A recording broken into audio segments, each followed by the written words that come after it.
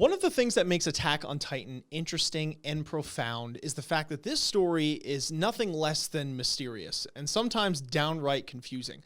But that's what makes it so fun to talk about. And naturally, from that, fans will come with all different types of theories on how this show will end, or just theories in general. Today, Isaiah and I are going to break down a couple of theories that we found particularly interesting online and give our thoughts on whether they hold any validity or not. Keep in mind, we will have some spoilers for where we are in Attack on Titan right now, which is episode 64 in totality. So if you have not seen that yet, I recommend that you go watch the show and then refer back to this video. But without further ado, let's hop right into it. Hey, wait, that's a triple play. New episodes, I couldn't wait. Yeah, open your mind at the first gate. Press play, no need to debate. Hey, wait, check me out. Look, clocked in, you can catch the hype. Golden Dawn, how we follow the light. Anime like life, married to it, my wife. So first theory on the list that I found particularly interesting is that Eren will use the Wall Titans to defend the Eldians. So as we now know for certain, Titans not only are in the walls, which we've known for quite a long time now, but that they are colossal Titans as well, threatening to literally flatten the world once they get released if they are attacked. Now, obviously, King Fritz is gone. He's out of the picture. So it just comes down to Eren and whether he's going to use them, or if he wants to use them, or if he can use them. All those three things obviously have to line up. So the theory says, from the moment the wall cracked, revealing a Titan's face, it was pretty clear that the Titans in the wall would bust out one way or another. The most obvious answer is that the Titans will be activated and attack everyone within the walls, which I don't think is going to happen. However, most people have gone deep with their theories and believe that Eren will control the Wall Titans. With the power of the coordinate, Eren would be able to use the Wall Titans as the ultimate weapon of war. This will ultimately play a big role in the Marley War to come. So yes, like I said, episode 64 is the most previous one that we saw at the time of recording this, and it is a declaration of war. Things are hitting the fan here. Now, one of the things that came to my mind why I found this theory so interesting was because I thought, well, sure, Eren and them might have the element of surprise, but how are they going to continue this thing? How are they going to squash their opponents, quite literally? How are they going to win this war rather than just this battle, right? Because he might take many lives in this exact moment, and he might have all of his team with him, but Paradise Island and the inhabitants there make up a small fraction of the rest of the world. And now that Willie has essentially united all the nations against Paradise, Eren's going to need more than this surprise attack in order to defeat them. So one of the only ways that I see it personally happening is exactly this, is using the Wall Titans that's in some way, shape, or form to retaliate against all of the forces of the world that are coming to attack them. So I think this theory holds a lot of weight. I think there will be some internal conflict with him and Historia in that sense, because he might need her to agree with this plan, and she might not be so willing to agree to it. So we'll have to see what happens there, or if it's a push to the brink and there really was no other choice type thing. I don't know. I think it's going to happen in some way or another. I just don't know how or why it's going to happen. Is Eren pushed back against the wall, everyone agrees, or does Eren get a little too crazy for his own good and release them when he really didn't need to begin with? But that is the first theory that I find incredibly interesting. Isaiah, what do you got? So Ian, have you ever been eating breakfast and thought to yourself, this bread is really good.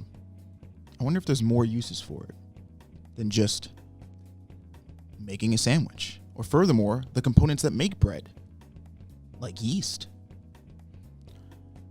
I'll have you know, and you guys at home know, that yeast not only is a fundamental part of a well-balanced breakfast, but is also the progenitor to Titans as we know them.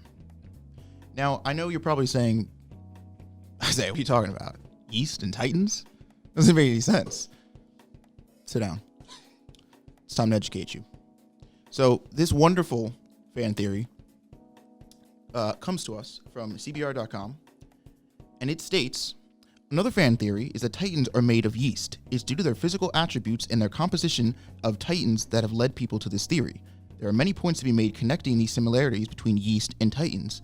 One is that yeast produces a lot of gas and heat, much like Titans do. Numero uno. Another thing is that yeast is much more productive when it absorbs UV rays. If Titan bodies are mostly made of yeast, then it makes sense that they would be slower and lazier at night since the sun gives them energy. Numero two. And finally, the nail in the coffin. Finally, yeast produced near wall sena is used to preserve food. If a Titan's body works the same way, it makes sense that the Titans can preserve human bodies inside of them. Now, you're probably saying, well, Isaiah, it's not just like yeast in the Titan bodies, right? There's muscles, there's like other shit in there. How do you explain that? Yeast is an incredible thing. And the only thing that we really know about it are two things. One, it's part of a well-balanced breakfast. And two, those Titan niggas are definitely made of some kind of yeast. It's just it. No way around it. I also present to you my personal fourth and final piece of evidence. If you take the number 10 and divide it by 2, you get 5. 10 divided by 2 is not 5. That's irrelevant. 10 divided by 5 is 2. You have 5 and 5. The word Titan has 5 letters. You know what other word has 5 letters? Yeast.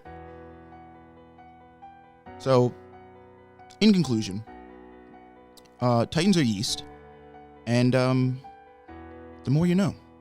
The more you know. You're welcome. Thank you, Isaiah, for that riveting fan theory that clearly has the most evidence out of any of these theories and has the most to do with the story. Hopefully you guys enjoyed it. That's what I'm saying. Anyway, moving on to the second theory of mine that I took a keen interest in is the story takes place in a time loop. So you've probably heard this one before, and manga readers out there that are ahead of us might have more information to this going towards this theory or not. Don't spoil anything. But the point is this one is pretty widely availably known. Right, but for those reasons, it's one that I have to look into at this point, right? I have to know what's up with it. So the theory goes as this. This and the time travel theory go hand in hand for many of the same reasons already stated above. This is on CRB's website, and spoiler alert, we're going to get to that theory in a moment. But one such example is Kruger's referencing how every race and nation involved keeps making the same mistakes, hinting at them having done this before. If it's a time loop, it's possible that Jaeger may know that it is, and that's why he's going as crazy as he is. Maybe the only way to destroy the loop is to destroy the world. Or perhaps if he succeeds, and that's what starts the loop all over again. It's a theory that could be a cool twist, but one that needs to be handled delicately. So this one is put together by all the sorts of little context clues that we have, the name of the first episode, right? The fact that the memories are intrinsically linked between the previous Titan holders. The fact that when Grisha is talking to the owl on top of the wall there, in Marley that is, that he is like, oh, he references Mikasa, he references Eren Armin or whatever. He understands that there's something in the future, right? Or he doesn't even realize it. So this is a theory that really is just kind of, if it's not what happens, it's definitely leading with a trail of crumbs here to really lead us down the wrong path. But it would make sense, all things considered, that this theory does pan out. Now, do I hope this theory pans out? I don't know. I don't know. I get a little shaky when it comes to anything time relevant, you know, when it's like time loops or time travel or all that kind of thing, because there are just 1,000,010 ways to mess it up. And it takes a lot of courage to do that as a director, as a manga creator, as a storyteller, right? Because if you leave any sort of plot hole in there, you know the fan base is going to pick it up immediately. So, and if you don't have your version of time travel or time looping have a cool twist to it, it's almost like, why did you do it, right? It kind of invalidates everything that happened within the story, and there have been a lot of things that have happened within this story. So it's definitely a big leap. It takes a lot of courage. Now, if it's pulled off, though, that's another thing entirely, right? I don't know. I can't be the one to tell you how they would pull that off successfully, but if they did, it definitely has a recipe for going down as one hell of an ending. But It definitely scares me. I don't know if I would prefer this to be the thing. And it also scares me because if this many people have predicted it and then that is, I don't know what the deal is here. I'm very curious to see how this story ends, but this theory in particular is one that I took particular interest in. So that's what I got for you. All right, so the last theory I want to talk about actually loops, pun intended, into your theory, which is that Eren, amongst this time travel or timeline looping, Eren is a time traveler that is set to, or is moving throughout time in order to save humanity. So this theory reads, the more we learn about Attack on Titan, the more absurd things become. The show has introduced so many different elements that nothing seems out of question. With that said, many similar theories are circulating that Eren is a time traveler. There are clues that support this theory that Eren is a time traveler from the future. At the very beginning of the series, Mikasa's words to Eren are, "See you later, Eren." And after he wakes up from his mysterious dream, he makes a comment that Mikasa's hair looks longer. Many people believe that the world is in a time loop and Eren is traveling through with the sole purpose of saving humanity. Another time travel theory is that Eren Yeager traveled back and became Eren Kruger. As Eren Kruger, he gave his father the vital information that would help save humanity. Now, there are definitely, like we said, theories that loop or that support the time loop theory that help, in turn support this theory. There's a lot of evidence of, or, I don't know about a lot necessarily, but enough concrete evidence that characters have information either from the future or they are referencing things that they should have, no natural way of knowing because they're things that happened outside their lifespan. I do think, personally, if this story does go the route of some version of this, world is in a time loop, especially with the crazy powers that these Titans have and the role that they play in it, it would definitely be interesting to see like one person, being selected or even making themselves the one who breaks that cycle, so to speak. Because I think a lot of what makes Attack on Titan so cool, at least from just a character and a narrative perspective, is the fact that there is a lot of fate and destiny and, people who are supposed to get these things and events that are supposed to happen that play into effect. And yes, that supports the idea that we're looping in time here and all these things have to happen. But again, even for something as small as Eren getting the Attack Titan when like he maybe wasn't supposed to, again, if he was actually Eren Kruger, is slowly working to break this cycle and introduce elements into the story that make it so that this loop doesn't have to play out indefinitely, right? That Eren, as this time traveler, understands and has enough knowledge of what he needs to inject into, this timeline here in order to change it. And I think it actually goes pretty well with Eren's character. He's kind of like, amidst the protagonists, he's like the staple of what it means to like rebel, right, against fate, against all odds, against uncertainty. That is Eren's thing, is find a way or make one.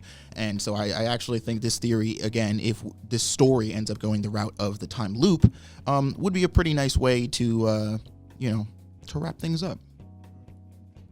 So hopefully you liked our theories that we went over today.